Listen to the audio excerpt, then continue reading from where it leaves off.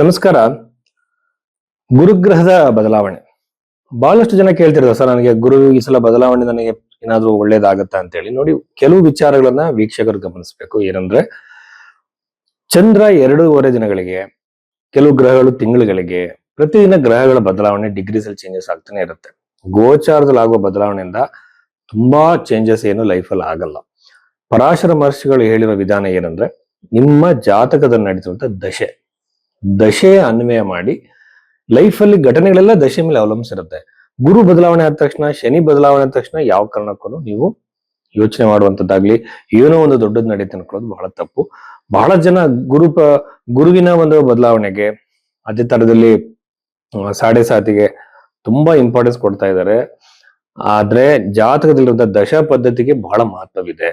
ಹಾಗಾಗಿ ಎರಡನೇದಾಗಿ ಬಂದು ಗುರುವಿನ ಬದಲಾವಣೆನ ನೋಡುವಾಗ ನಾಡಿ ಜ್ಯೋತಿಷದ ಒಂದು ಅನುಸಾರವಾಗಿ ಹೋಗ್ಬೇಕಾಗತ್ತೆ. ಎರಡನೇದಾಗಿ ನಮ್ಮ ಬರ್ತ್ ಟೈಮು, ಬರ್ತ್ ಡೇಟ್ಗಳು ಸರಿ ಇರಲ್ಲ. ಹಾಗಾಗಿ ನಮ್ಮ ಹಸ್ತ ಸಾಮುದ್ರಿಕೆಯನ್ನು ಕೂಡ ನಾವು ಈ ಗೋಚರಕ್ಕೆ ಅನ್ವಯಿಸಬೇಕು. ಹೇಗೆ ಅಂದ್ರೆ, ನಿಮ್ಮ ಹಸ್ತದಲ್ಲಿರುವಂತಹ ಗುರುವಿನ ಸ್ಥಾನ, ಗುರುವಿನ ರೇಖೆಗಳು ಯಾವ ಏಜ್ ಅಲ್ಲಿ ಹೇಗಿದೆ ಅಂತ ನೋಡ್ಕೋಬೇಕು. ಜೊತೆಯಲ್ಲಿ ನಾಡಿ ಜ್ಯೋತಿಷ್ಯದ ತತ್ವಗಳು ಹೇಗಿದೆ ಅಂತಂದ್ರೆ, ಗುರು ಎಷ್ಟನೇ ರೌಂಡ್ ಅಲ್ಲಿ ನಿಮಗೆ ಟ್ರಾನ್ಸಿಟ್ ಆಗ್ತಿದೆ. 12 ವರ್ಷಗಳು. ನಮಗೆ ಒಂದು ರೌಂಡ್ ಬರೋದಕ್ಕೆ 12 ಇಯರ್ಸ್ ಆಗುತ್ತೆ. ಫಾರ್ ಎಕ್ಸಾಂಪಲ್, ನೀವು ಹುಟ್ಟಿರುವಂತ ರಾಶಿ ಮೇಷರಾಶಿ ಆದ್ರೆ, ಮೇಷರಾಶಿಯಿಂದ ಅದು ಮತ್ತೆ ಮೇಷರಾಶಿ ಬರೋದಕ್ಕೆ 12 ವರ್ಷಗಳು ಬೇಕು. ಇದು ನಿಮ್ಗೆ ಫಾರ್ ಎಕ್ಸಾಂಪಲ್ ನಿಮ್ಗೊಂದು 36 ಇಯರ್ಸ್ ಅಂದ್ರೆ 3ನೇ ರೌಂಡ್ ನ ಬಿಟ್ಟು 4ನೇ ರೌಂಡ್ಗೆ ಹೋಗ್ತಿರುವಂತದ್ದು. ಆ ರೌಂಡ್ಗಳು ಎರಡನೇದಾಗಿ ಬಂದು ದಶೆ, ಆಮೇಲೆ ಹಸ್ತರೇಖೆಗಳಿರುವಂತ ಗೆರೆಗಳು. ಇದನ್ನ ನೋಡಿ ಗುರುಗ್ರಹ ನಿಮಗೆ ಏನು ಕೊಡುತ್ತೆ ಅಂತ ಹೇಳ್ಬೋದು. ಸುಮ್ನೆ ಗುರು ಬದಲಾವಣೆ ಆಗ್ತಿದೆ, ಈ ರಾಶಿಗಳಿದ್ದು ಸರ್ ಮೀನ ರಾಶಿ ಬಹಳ ಒಳ್ಳೇದಂತ ಹೇಳಿದ್ರೆ ಹಾಗಲ್ಲ. ನಿಮ್ಮ ಲಗ್ನದಿಂದನೇ ನಿಮ್ಮ ಜ್ಯೋತಿಷ್ಯವನ್ನ ನೋಡ್ಬೇಕು. ರಾಶಿಯಲ್ಲಿ ಲಕ್ಷಾಂತರ ಜನ ಹುಟ್ಟಿರ್ತಾರೆ, ನಕ್ಷತ್ರದಲ್ಲಿ ಅದೇ ನಕ್ಷತ್ರ ಲಕ್ಷಾಂತರ ಜನ ಇರ್ತಾರೆ. ಲಗ್ನದಲ್ಲಿ ಡಿಗ್ರಿ ವೈಸು ಬಹಳ ಕಷ್ಟ, ಕಡಿಮೆ ಬರ್ತುಗಳಾಗಿರುತ್ತೆ. ಅದ್ರಲ್ಲಿ ಷಷ್ಠ್ಯಾಂಶ ಅಂತೆಲ್ಲ ಹೇಳ್ತಾರೆ. ಈಗ ವಿಚಾರ ಏನಂದ್ರೆ, ಕೇವಲ ಗುರುವಿನ ಗೋಚಾರರು ತಲೆ ಕೆಡಿಸ್ಕೊಳ್ಳುವಂತ ಅಗತ್ಯ ಇಲ್ಲ. ಆದ್ರೂ ಸಹ ನಾಡಿ ಜ್ಯೋತಿಷ್ಯದಲ್ಲಿ ಕೆಲವು ಇಂಪಾರ್ಟೆಂಟ್ ವಿಚಾರಗಳನ್ನ ಹೇಳಿದ್ದಾರೆ. ಹಾಗಂತೇಳಿ ಕಂಪ್ಲೀಟ್ ಎಲ್ಲ ಭವಿಷ್ಯ ಕೂಡ ಗುರುವಿನ ಬದಲಾವಣೆಯಿಂದ ಆಗಲ್ಲ. ಆ ಬಗ್ಗೆ ನಾವು ನೋಡಿದಾಗ ಯಾವ ತರದ ಪರಿಣಾಮಗಳು ಯಾವ ರಾಶಿಗಳ ಮೇಲಿರುತ್ತೆ ಅಂತ ಜನರಲ್ ಇಂಡಿಕೇಶನ್ಸ್ ಮಾತ್ರ ನಾವು ಮಾತಾಡೋಣ. ಸೊ ಆ ಬಗೆಯಲ್ಲಿ ಈ ಸಲ ನಾವು ರಾಶಿ ಫಲಗಳನ್ನ ನೋಡೋಣ. ಸಿಂಹ ರಾಶಿ 2026 ಜೂನ್ ತಿಂಗಳಿನಲ್ಲಿ ಪ್ರಾರಂಭದಲ್ಲಿಯೇ ಗುರುಗ್ರಹದ ಬದಲಾವಣೆ ಏನಾಗ್ತಿದೆ, ಇದು ಸಿಂಹ ರಾಶಿಯವರ ಮೇಲೆ ಯಾವ ರೀತಿ ಪರಿಣಾಮವನ್ನ ಬೀರಬಹುದು ಅಂತ ನಾವು ನೋಡೋಣ. ಸಿಂಹರಾಶಿಯಿಂದ 12ನೇ ಮನೆಯಲ್ಲಿ ಇದರ ಸಂಚಾರ ಇರುವಂತದ್ದು. 12ನೇ ಮನೆಯನ್ನ ನೋಡಿದಾಗ ಇದು ಸಿಂಹರಾಶಿಗೆ ಅಷ್ಟಮಾಧಿಪತಿ ಗುರುಗ್ರಹ ಕೆಟ್ಟವನು. 12ನೇ ಮನೆಗೆ ಬಂದಾಗ ಜಾತಕದಲ್ಲಿ ಈ ತರ ಆಗಿದೆ, ವಿಪರೀತ ರಾಜಯೋಗ ತರ ನೋಡಬಹುದು. ಬಟ್ 12th ಹೌಸ್ ಯಾವಾಗ್ಲೂ ಕೂಡ ನಿಮ್ಗೆ ಏನ್ ಮಾಡುತ್ತೆ ಅಂತಂದ್ರೆ, ಸಡನ್ ಆಗಿರುವಂತ ಬದಲಾವಣೆಗಳನ್ನ ಕೊಡುತ್ತೆ.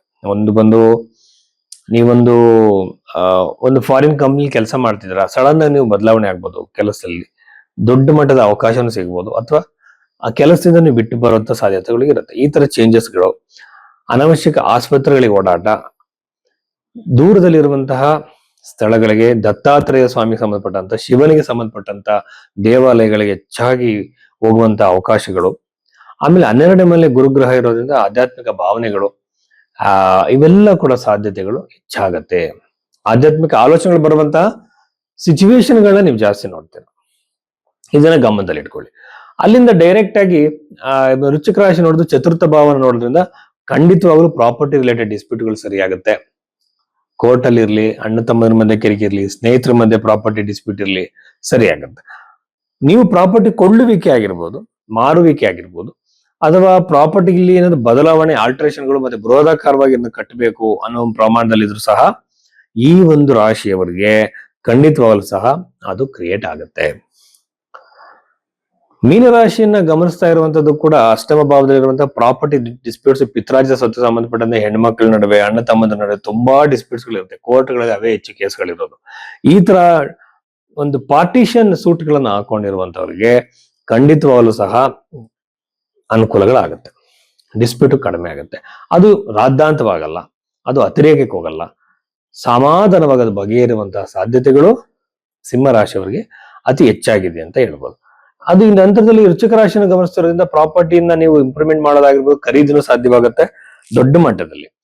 ಅನಂತರದಲ್ಲಿ ಇದು 12ನೇ ಮನೇಲಿ ಇರುವಂತದ್ರಿಂದ ಆಧ್ಯಾತ್ಮಿಕ ಆಲೋಚನೆಗಳ ಜೊತೆಯಲ್ಲಿ ದೂರದಲ್ಲಿ ಗುರುಗಳು ನಿಮಗೆ ಸಿಗ್ಬೋದು, ಟೀಚರ್ಗಳು ಸಿಗ್ಬೋದು, ಸ್ನೇಹಿತರು ಸಿಗ್ಬೋದು, ಬಹಳ ದೂರದಲ್ಲಿ ವಿದೇಶಗಳಲ್ಲಿ. ಸೊ ಇಷ್ಟೆಲ್ಲ ಬದಲಾವಣೆಗಳು ಸಿಂಹರಾಶಿಯಲ್ಲಿ ಜನಿಸಿದಂತವ್ರಿಗೆ ಆಗತ್ತೆ, ಈ ಒಂದು ಗುರುಗ್ರಹದ ಬದಲಾವಣೆ. ಬಟ್ ಹಣಕಾಸಿನಲ್ಲಿ ಅಂತ ಅಭಿವೃದ್ಧಿ ಆಗಲ್ಲ, ಆರೋಗ್ಯದಲ್ಲಿ ಅಂತ ಬದಲಾವಣೆಗಳೇನಾಗಲ್ಲ, ಅವರೇಜ್ ಆಗಿರುತ್ತೆ. ಹೊಸ ಬಿಸ್ನೆಸ್ ಗಳನ್ನ ಮಾಡೋದಕ್ಕೆ ಅಂತ ಫೇವರೇಬಲ್ ಟೈಮ್ ಏನಲ್ಲ, ವೆಯ್ಟ್ ಮಾಡೋದು ಒಳ್ಳೇದು. ವಿವಾಹ ಪ್ರಾಪ್ತಿ ಕೂಡ ಏನು ಅನುಕೂಲವಾಗಿರೋ ಟ್ರಾನ್ಸಿಟ್ ಏನಲ್ಲ. ಬಟ್ ನಿಮ್ಮ ಜಾತಕದಲ್ಲಿ ಲಗ್ನದಿಂದ ಗುರುಗೇನು, ಹಸ್ತರೇಖೆಗಳಲ್ಲಿ ಗುರುಗ್ರಹ ಯಾವ ಪೊಸಿಷನ್ ಅಲ್ಲಿ ಇದೆ, ಇದ್ರ ಮೇಲೆ ಯಾವ ಘಟನೆ ನಡೆಯುತ್ತೆ ಅಂತ ನಾನು ಹೇಳ್ಬೋದು. ಮದ್ವೆ ಆಗತ್ತಾ, ಕರಿಯರ್ ಅಲ್ಲಿ ಚೇಂಜಸ್ ಆಗತ್ತಾ, ಜಾಬ್ ಚೇಂಜ್ ಆಗತ್ತಾ ಅಂತ ಹೇಳ್ಬೋದು. ಸುಮ್ಮನೆ ಗುರುಗ್ರಹ ಚೇಂಜ್ ಆಗಿದೆ ಎಲ್ಲದರಲ್ಲೂ ಒಳ್ಳೇದಾಗತ್ತೆ ಅಂತಲ್ಲ. ಗುರುಗ್ರಹ ಕೊಡುವಂತಹ ಪರ್ಟಿಕ್ಯುಲರ್ ರಿಸಲ್ಟ್ಸ್ ಏನು ಅಂತೇಳಿ ನಾವು ದಶೆಯನ್ನು ಅನಲೈಸ್ ಮಾಡ್ಬೇಕಾದ್ರೆ ತಿಳ್ಕೊಬಹುದು. ಇಷ್ಟು ವಿಚಾರಗಳು ಸಿಂಹ ರಾಶಿಗೆ ಸಂಬಂಧಿಸಿದ್ದು.